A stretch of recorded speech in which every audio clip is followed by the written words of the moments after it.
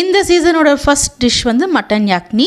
இது வந்து காஷ்மீரோட ஸ்பெஷல் டிஷ்ஷுன்னு சொல்கிறாங்க மட்டன் யாக்னி. இது வந்து மட்டன்லேயே செய்கிறதுனால டேஸ்ட்டுமே ரொம்ப நல்லா இருந்துச்சு. நான் ஃபஸ்ட் வந்து மட்டனை வந்து குக்கரில் குக் பண்ணி எடுத்துக்கிறேன். அவங்க வந்து ஓப்பன் பாட்டில் தான் குக் பண்ணுவாங்க. நான் வந்து குக்கரில் குக் பண்ணிக்கிறேன். இதுக்கு வந்து நான் மிக்ஸ்டு பீசஸாக போனாகவும் போன்லெஸ்ஸாகவும் சேர்த்துக்கிட்டேன். ஒரு 200 கிராம்ஸ் போல் மட்டன் சேர்த்துக்கிட்டேன். இதில் வந்து ஒரு டம்ளர் அளவு தண்ணி ஊற்றிருக்கேன். அப்புறம் பட்டை, ஒரு துண்டு பட்டை, 2 கிராம்பு, அன்னாச்சி பூ, மராத்தி மொக்கு, கொஞ்சோண்டு கல்பாசம், அப்புறம் வந்து ஒரு பெரிய ஏலக்காய், ஒரு நம்ம நார்மல் ஏலக்காய், க்ரீன் ஏலக்காய் சேர்த்துட்டு, பிரியாணி இலை, அப்புறம் இஞ்சி பூண்டு பேஸ்ட் ஒரு ஸ்பூன் அளவு சேர்த்துட்டு, உப்பு கொஞ்சம் சேர்த்துக்கிறேன்.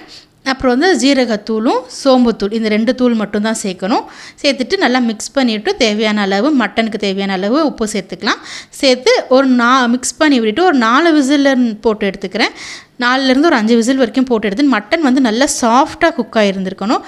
அந்த அளவுக்கு நம்ம இதை வேக வச்சு எடுத்தால் தான் அதோட சாறு நல்லா இறங்கி அந்த சூப்பில் டேஸ்ட்டுமே ரொம்ப நல்லா இருந்துச்சு. அடுத்து வந்து ஃபஸ்ட்டு இதுக்கு ஒரு கிரேவி ரெடி பண்ணிக்கலாம். பேஸ் கிரேவி வந்து ஒரு பேனில் வந்து ஒரு 200 கிராம்ஸ் அளவு தயிர் ஊற்றிக்கிட்டேன். நல்லா கெட்டியான தயிராக ஊற்றிக்கணும். ஊற்றி நல்லா ஃபஸ்ட்டு மிக்ஸ் பண்ணி விட்டுக்கணும். கொஞ்சம் கூட கட்டி சேர விடக்கூடாது. இது கூட வந்து ஒரே ஒரு முட்டை உடச்சி ஊற்றிக்கலாம். ஊற்றி விட்டு நல்லா மிக்ஸ் பண்ணிக்கிட்டே இருக்கலாம். நல்லா மிக்ஸ் பண்ணி அது வந்து கெட்டி சேர விடாமல் இதை வந்து இது பண்ணணும். இந்த மாதிரி ஒரு 5 to 10 மினிட்ஸ் வரைக்கும் நான் நல்லா மிக்ஸ் பண்ணி விட்டுக்கிட்டேன். மிக்ஸ் பண்ணி அப்படியே நல்லா இந்த மாதிரி பால் மாதிரி ஆயிரும். ஆனதுக்கப்புறமேட்டு இதில் மறுபடியும் நம்ம பட்டை, கிராம்பு, ஏலக்காய் எல்லாத்துலேயும் மறுபடியும் ஒவ்வொரு பீஸ் சேர்த்துக்கலாம். சேர்த்துட்டு ஜீரகத்தூள், சோம்புத்தூள், இது கூட இப்போ கரம் மசாலா சேர்த்துக்கலாம். எல்லாமே ஹாஃப் ஸ்பூன் தான் சேர்த்துக்கணும். ஏன்னா இது வந்து மட்டன் வந்து மைல்டாக தான் இருக்கும். இதுக்கு டேஸ்ட் வந்து எல்லாத்துலேயும் ஹாஃப் ஸ்பூன் சேர்த்துக்கிட்டு நல்லா மறுபடியும் மிக்ஸ் பண்ணி விட்டுக்கலாம். விட்டுட்டோம்னா கெட்டி ஆயிரும். நம்ம மிக்ஸ் பண்ணி விட்டுக்கிட்டே இருக்கணும். அப்புறம் இதுக்கு வந்து ஒரு ஃப்ரைடு ஆனியன்ஸ் ரெடி பண்ணிக்கலாம். பேனில் வந்து கொஞ்சம் எண்ணெய் ஊற்றிட்டு நான் ஒரு 3 பெரிய வெங்காயம் சேர்த்துருக்கேன். சேர்த்துட்டு நல்லா இதை ஃப்ரை பண்ணி எடுத்துக்கலாம்.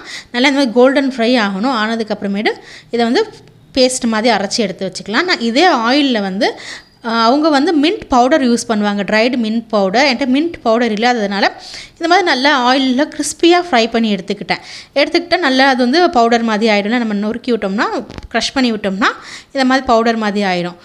இந்த மின்ட் லீவ்ஸை வந்து இந்த மாதிரி ஃப்ரை பண்ணி எடுத்து வச்சுக்கிட்டேன். லாஸ்ட்டு தான் இதை ஆட் பண்ணணும். இப்போ நல்லா இது கொதிச்சுக்கிட்டே இருக்கிறப்ப நம்ம ஆனியன் பேஸ்ட் ஆட் பண்ணிக்கலாம். ஃப்ரை பண்ணி வச்சுருக்க அந்த ஆனியன் பேஸ்ட் ஆட் பண்ணி நல்லா மிக்ஸ் பண்ணி விட்டுக்கலாம். விட்டுட்டோன்னா கெட்டி ஆயிடும். அதனால் நம்ம மிக்ஸ் பண்ணி விட்டுக்கிட்டே இருக்கணும். ஒரு சைடு நல்லா இதை மிக்ஸ் பண்ணி விட்டுக்கிட்டே இருக்கிறப்ப அடுத்து வந்து நம்ம மட்டன் ஆட் பண்ணுற ஸ்டேஜ் வந்துடுச்சு. மட்டனுமே நல்லா குக் ஆகிருக்கணும். நல்லா இந்த அளவுக்கு சாஃப்டாக குக் ஆகிருக்கணும். அடுத்து நம்ம தயிர் கூட சேர்க்குறப்ப இன்னும் நல்லா சாஃப்டாகிரும். அப்போ சாப்பிட்றப்ப ரொம்ப நல்லாயிருக்கும், ஜூஸியாக இருக்கும் மட்டன் சாப்பிட்றப்ப. மறுபடியும் மட்டனை சேர்த்து நல்லா மிக்ஸ் பண்ணி விட்டுட்டு நல்லா கிளறி விட்டுக்கலாம். இது கிளறி விட்டுக்கிட்டே இருக்கணும். அதுதான் இதோட ப்ராசஸ் சேவும். நல்லா மிக்ஸ் பண்ணி விட்டுக்கிட்டே இருக்கணும். நம்ம ஃப்ரை பண்ணி வச்சுருக்க அந்த ஆயிலையுமே நான் சேர்த்துக்கிறேன். நல்லா ஃப்ளேவர் கொடுக்கும்.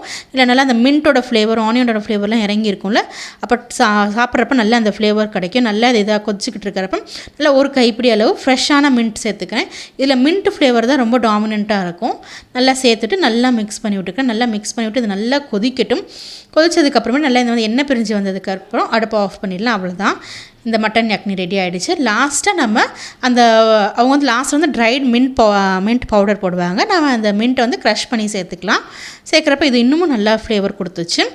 இது வந்து ஒரு மைல்டான டிஷ். நம்மளோட சவுத் இந்தியனுக்கு இது ஏற்றது கடையில். ஆனால் ஒரு டிஃப்ரெண்ட்டான டிஷ் ட்ரை பண்ணணுன்னா ட்ரை பண்ணி பார்க்கலாம். டேஸ்ட் நல்லா இருந்துச்சு. ரொம்ப மைல்டாக சட்டிலாக மட்டனோட ஃப்ளேவர் மட்டும்தான் நல்லா தெரிஞ்சிச்சு. அப்புறம் நம்ம போட்டிருக்க அந்த மின்ட்டோட ஃப்ளேவர். நான் இது ரைஸ் கூட செட் ஆகுமான்னு எனக்கு தெரியல. ஆனால் செட் ஆகலை. நான் சாப்பிட்டப்ப தோசை கூட, சப்பாத்தி கூட ரொம்ப நல்லா இருந்துச்சு. ஆனால் நான் தோசை கூட சாப்பிட்றப்ப ரொம்ப நல்லா இருந்துச்சு. ட்ரை பண்ணி